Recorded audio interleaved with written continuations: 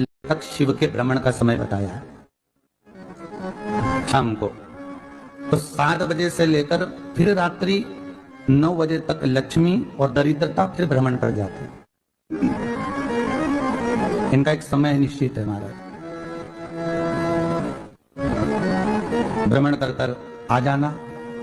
अब इस बीच में जब लक्ष्मी और दरिद्रता दोनों निकल कर जा रही हैं तो दोनों एक भाव रख कर जाती हैं कि आज हमको कहां प्रवेश करना है।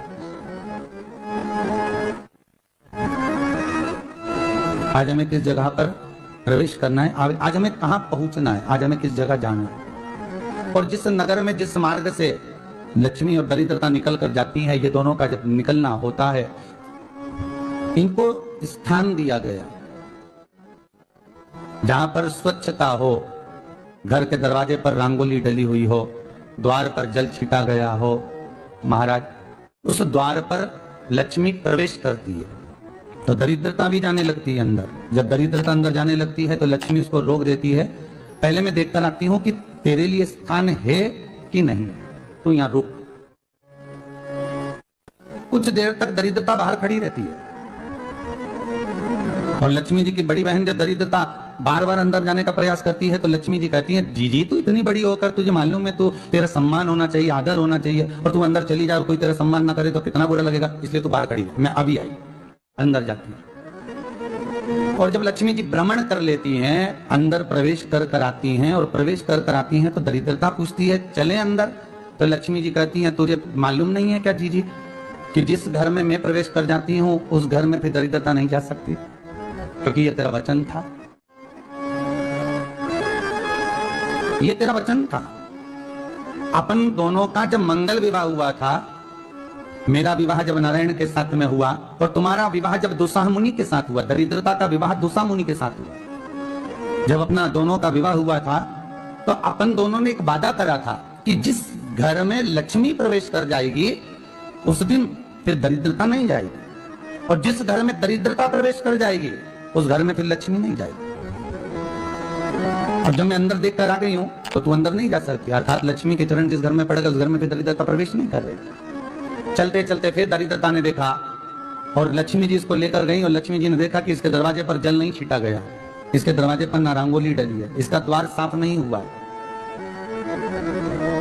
इसके द्वार पर दीप नहीं है, इसके द्वार पर कलश नहीं है, इसके दरवाजे पर ढेर सारा कचरा पड़ा हुआ है, कोई स्वान कोई कुत्ता गंदगी भी कर कर चला गया है, कहीं बिल्ली ने गंदगी कर रखी है, कहीं जीवों ने कुछ गंदा गिरा रखा है। तो फिर लक्ष्मी जी कहती है, जी अब मैं होकर आ गई थी ना, अब तू जा, तू होकर, और दरिद्रता प्रवेश करती है। तो अंदर जाकर क्या देखती है दरिद्रता कि इतनी सवेरे से मैं घूमने इनके दरवाजे पर आई और ये तो सब चादर तान के चकाचक गुर्राटा भर भर कर सो रहे हैं। तो दरिद्रता कह देती है, तुम्हारा भाग्य ही बेकार है, तुम्हें क्या करूं, तुम ऐसे ही सोते रहो। और दरिद्रता गुस्से में बाहर निकल कर आती है, लक्ष्मी से कहती है, लक्ष्मी तो इसके घर में जाना ही मत। तो दरिद्रता को कहती है, जी तेरी बात नहीं मानूंगी क्या मैं? लक्ष्मी जी बोली, मैं तेरी बात नहीं मानूंगी, बिल्कुल नहीं जाऊंगी इसके घर में, तू चिंता मत कर, चल आगे चल। फिर आगे ये लक्ष्मी और दरिद्रता का प्रवेश। आपके घर का द्वार, आपके घर का दरवाजा। फिर निवेदन करूंगा एक बहुत सुंदर बात, हमें महाराष्ट्र से सीखना चाहिए, हमें साउथ से सीखना चाहिए, दक्षिण से। जिस समय पर भक्ति देवी यमुना जी के घाट पर रो रही थी, अपने पुत्र ज्ञान और वैराग्य को गोदी में लेकर, समय देव ऋषि नारद ने प्रश्न किया था कि तुम कहां पर पोषित हुई हो, तुम्हें ऊर्जा कहां से प्राप्त हुई? तो कहा, मैं गुजरात से तो चली हूं। और वहां से चलती चलती भक्ति देवी कहती है, मैं बहुत दुखी होकर, बूढ़ी होकर, द्रवित होकर, बड़ी दुख में वहां से चलते चलते जब मैं महाराष्ट्र में पहुंची तो मैंने वहां जाकर देखा कि वहां पर लोग हर पल हर घड़ी ब्रह्म मुहूर्त में उठकर स्मरण करते हैं, नाम जाप करते हैं और दरवाजे पर जल छीट कर राम। फिर जब मैं और आगे पड़ी, दक्षिण में जब पहुंची, वहां पर जाकर मैंने देखा कि सुबह से उठकर मंगलाचरण, मंगला स्तोत्र और वेदों की ध्वनि होने लगी। वहां पर मैं और आनंदित हो गई। हमें कुछ चीजें महाराष्ट्र से सीखना चाहिए कि वहां रहने वाले जो भगत हैं, वारकरी संप्रदाय के जो भक्त होते हैं, वैष्णव जो धर्म के भक्त होते हैं, उनका नियम है सवेरे के समय घर में पानी है कि नहीं है, पर जब भी वो घर का दरवाजे के बाहर थोड़ा ना थोड़ा पानी तो छींट ही देते हैं। और छींटने के बाद फिर वहां पर, अपने यहाँ तो दिवाली पे रंगोली बनती है जी, और वहां पर रोज की रंगोली बन जाती है कि कभी हो सकता है परमात्मा राह भूल कर हमारे घर में प्रवेश कर जाए, इसलिए वहां प्रतिदिन की रंगोली, प्रतिदिन।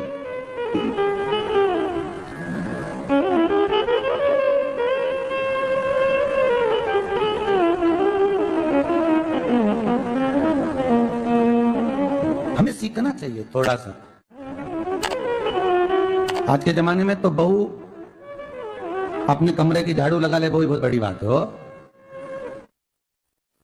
खड़ी खड़ी बहू ये देखती रहेगी कि नौकरानी सही से झाड़ू लगा रही, वहां से लगा के लाओ, इधर से हट के ले जाओ, वहां से कचरा सोरो, वहां से पोछा लगाओ। खड़ी रहेगी, उंगली से बताती रहेगी, और इतना नहीं बनेगा कि सेविका से, नौकरानी से, दासी से कह दे कि तू मम्मी पापा के कमरे की लगा ले, मैं मेरे कमरे की लगा लूंगी, तू जा उधर। थोड़ा दया का भाव अगर होता तो उसके मन में भी आता कि मेरी बड़ी सेठानी तो अपनी जगह पर है, पर छोटी तो सेठानी की भी बड़ी सेठानी है जो मुझ पर करुणा करती रहती है। पर बड़ी तो कहे कि बेटा रहने दे, तू उधर ले जा, भाभी के कमरे में देख ले जा, उसके बच्चों का बड़ा फैला रहता ना, तू उधर देख ले जा, तो जरा उधर, माँ उधर भेज रही है। थोड़ा सेवा का भाव हमारे भीतर। और एक निवेदन तो हमेशा करा है और अब आज भी करता हूं, पूरे घर की सफाई करवाओ, पूरे घर में तुम पोछा झाड़ू जो चाहे करवाओ, मना नहीं है, पर एक निवेदन है, रसोई घर के अंदर बहू और बेटी ही जाकर भोजन बनाए तो अन्नपूर्णा सदा कृपा करती है। बहू और बेटी। फिर एक कहीं ऐसी जगह मिल जाती है जहां ठोका और वो खीर, कपड़े टांग, बार बार प्रयास करा, हिम्मत नहीं आ रही, आपने कहा कि कपड़े तो टांगना है, कील तो ठोकना पड़े। जैसे कील को बार बार ठोका गया, कपड़ा टांगने के लिए एक जगह नहीं लगी, दूसरी जगह नहीं लगी, तीसरी जगह नहीं लगी, चौथी जगह पर प्रयास करते रहे। उसी तरह भगवान शंकर की, लोग कहते हैं कथा एक बार सुन ली, दो बार सुन ली, तीन बार सुन ली, हम कहते हैं बार बार इस मन रूपी कील को परमात्मा के चरणों में ले जाकर ठोकते रहो, इस मन को भगवान के चरणों में ले जाकर छोड़ते रहो। कथा में इस मन को बार बार ले जाकर ठोकते रहो, एक ना एक दिन ये परमात्मा तक पहुंच ही जाएगी, ये निश्चित।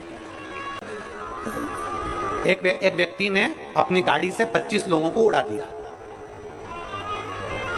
अब एक व्यक्ति ने 25 लोगों को उड़ा दिया तो उसको ले जाके पुलिस वालों ने जज के सामने खड़ा कर। जज ने पूछा, तुम्हारे ऊपर इल्जाम लगा है तुमने 25 लोगों को उड़ाया। जी हुजूर। सफाई में कुछ कहना चाहते हो, सफाई देना चाहते हो? उसने कहा, हुजूर मैं गाड़ी चला रहा था, मेरा ब्रेक फेल हो गया, तो एक तरफ 2 लोग जा रहे थे, एक तरफ पूरी बारात जा रही थी। अब आप बताओ हुजूर, जज साहब मुझे गाड़ी का हैंडल कहाँ घुमाना था? जज साहब ने कहा 25 लोगों से तो अच्छा था कि 2 लोगों पर गाड़ी चढ़ा, 2 लोगों को उड़ा देता, पर 25 क्यों उड़ाए तूने? जज साहब आप बिल्कुल सत्य कह रहे हो, मैंने अपना हैंडल 2 लोगों की ओर ही घुमाया था, पर वो बारात में घुस गए थे। मैंने तो 2 के लिए ही हैंडल घुमाया, पर वो बारात में घुस गए।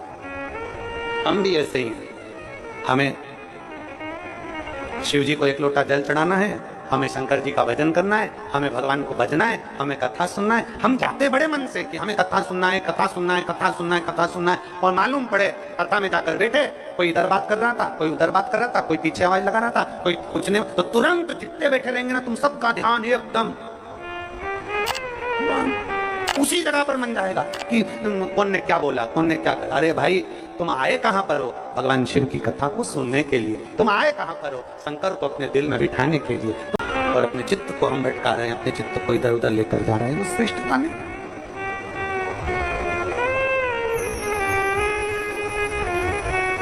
जिस समय पर ब्रह्मा जी ने सृष्टि की रचना करी,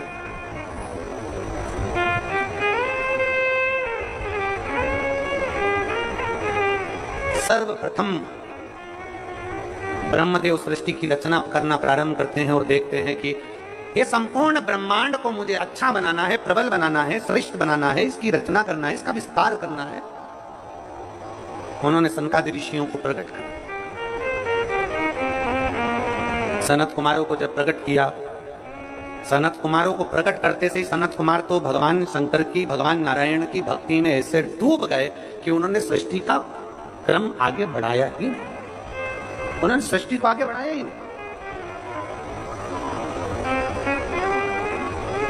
अब ब्रह्मा जी के मन में बड़ा दुख हुआ, ब्रह्मदेव के हृदय में बड़ा दुख हुआ ब्रह्मा जी। ब्रह्मा जी भगवान नारायण के पास में गए और नारायण के पास में जाकर उन्होंने हाथ जोड़कर निवेदन करा। ब्रह्मा जी बोले हैं, नारायण, मैंने सृष्टि का खंड आगे बढ़ाने के लिए सनकादि ऋषियों को प्रकट किया, मैंने सृष्टि को आगे बढ़ाने के लिए सनकादि ऋषियों को मार्गदर्शन किया, पर ये सनकादि ऋषि तो भगवान की भक्ति में डूब गए, आपके भजन में डूब गए, ये तो कोई सृष्टि को आगे बढ़ाते नहीं है। करूं तो करूं क्या, सृष्टि कैसे बढ़ाई जाए, अब ये मुझे आप बताओ।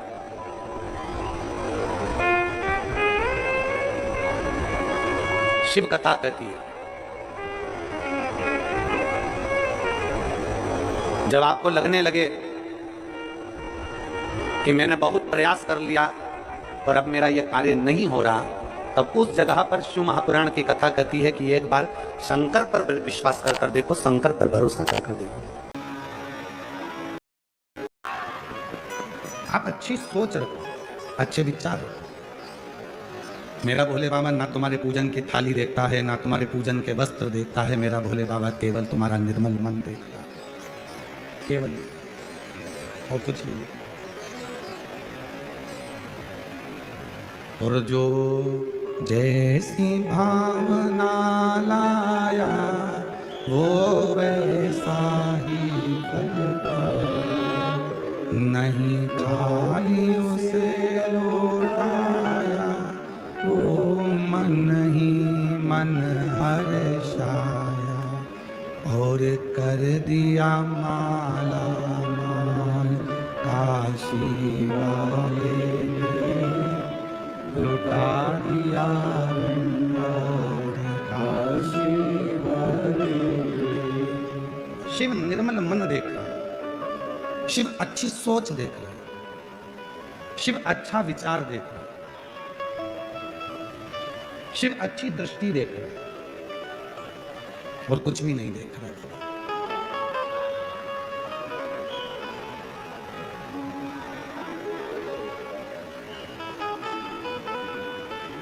पात्र गंदा होगा ना, चल जाएगा। पात्र यदि गंदा है तो चलेगा, पर मन गंदा नहीं होना चाहिए।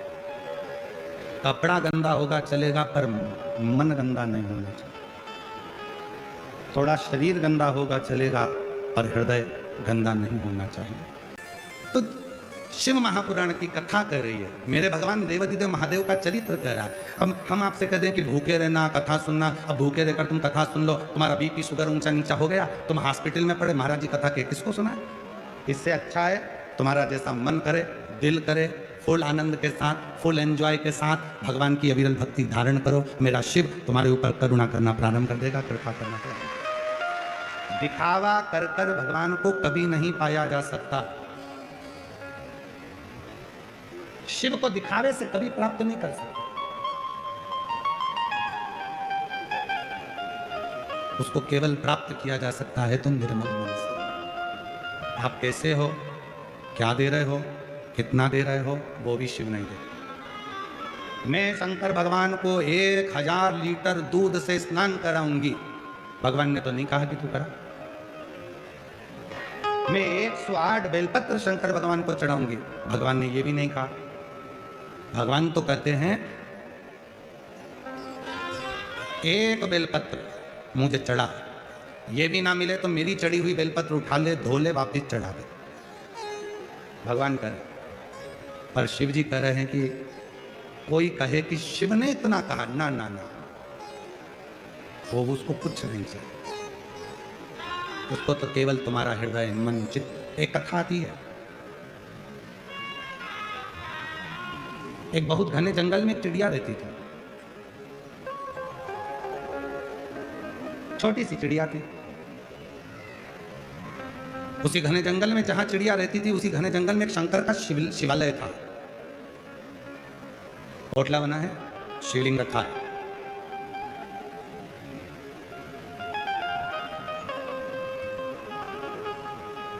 एक शिव भक्त आते हैं,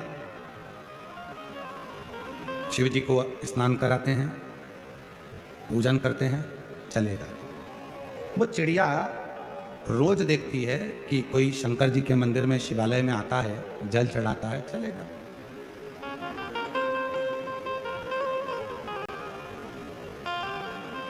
छह महीना 8 महीने तक चिड़िया ने देखा, और 8 महीने के बाद वो जो महाराज जी आते थे, जो शिवालय आते थे शिव भक्त, उन्होंने आना बंद कर दिया।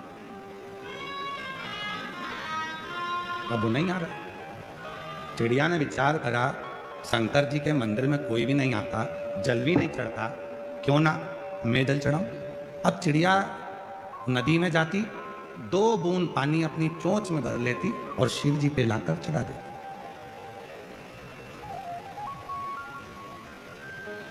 रोज चिड़िया उड़ती है, 2 बूंद पानी अपनी चोंच में भरती है, शिव जी पे लाके डाल देती।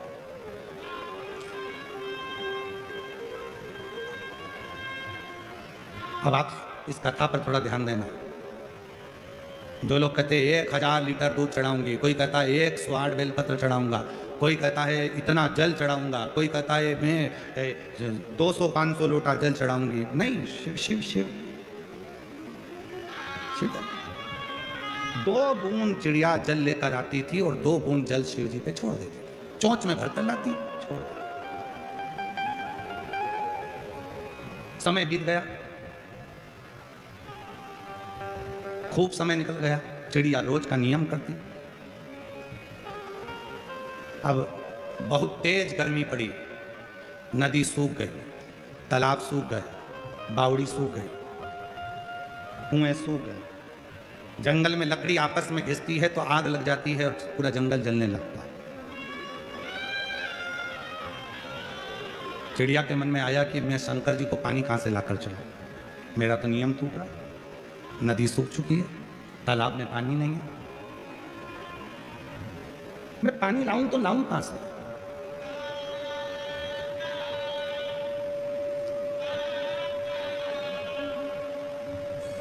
चिड़िया ने उड़ना प्रारंभ करा, आसपास का पूरा क्षेत्र देख लिया चिड़िया ने, पर उसको पानी नहीं मिला। चिड़िया और आगे बढ़कर गई, थक गई, बैठ गई, पानी नहीं मिला। और बड़ी आगे, थक गई, पानी नहीं मिला। बहुत आगे चिड़िया निकल गई, तब एक खड्डे में थोड़ा सा पानी भरा था, उसमें से 2 बूंद पानी चिड़िया ने चोंच में भर लिया।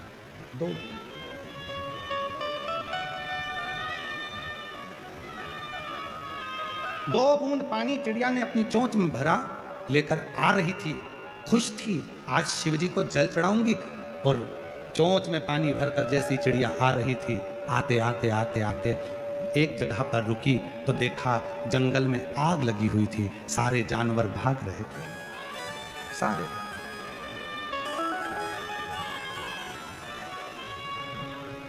जंगल में आग लगी है, और जंगल में आग लगी है, सारे जानवर भाग रहे हैं।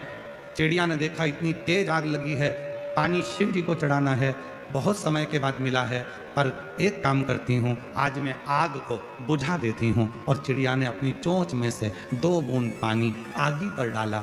अब शेर, हाथी, मोर, सियार जंगल के चिड़िया पर हंसने लगे। तेरे 2 बूंद पानी से कोई आगी बुझेगी? हाथी भी हंस रहा है, शेर भी हंस रहा है, सियार भी हंस रहे हैं, मोर भी हंस रहा है, पक्षी भी हंस रहे हैं, तेरे 2 बूंद पानी से क्या यह आग बुझेगी? चिड़िया ने कहा भले आग नहीं बुझे, पर जब इतिहास लिखा जाएगा तो उसमें मेरा नाम लिखा जाएगा कि मैं आग बुझाने वालों में शामिल थी।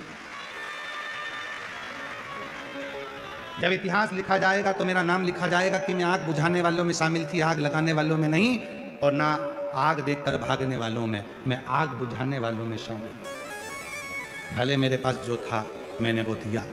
जैसे ही 2 बूंद आगी में गिरा, आग तो नहीं बुझी, पर शंकर भगवान प्रसन्न हो गए, गंगा की धार छोड़ दी, पूरी आग ठंडी हो गई, पूरी आग ठंडी। चिड़िया ने देखा, बाबा इतने दिन से मैंने 2-2 बूंद पानी चढ़ाया, आप प्रसन्न नहीं हुए? शिव जी कहने लगे, चिड़िया तू रोज मेरे लिए जल लाती थी, आज तूने जनमानस के कल्याण के लिए जल का प्रयोग किया, और जो दूसरे के लिए जीना सीख जाता है, शिव उस पर करुणा करना प्रारंभ कर देते हैं। जो दूसरे के लिए जीना सीख गया,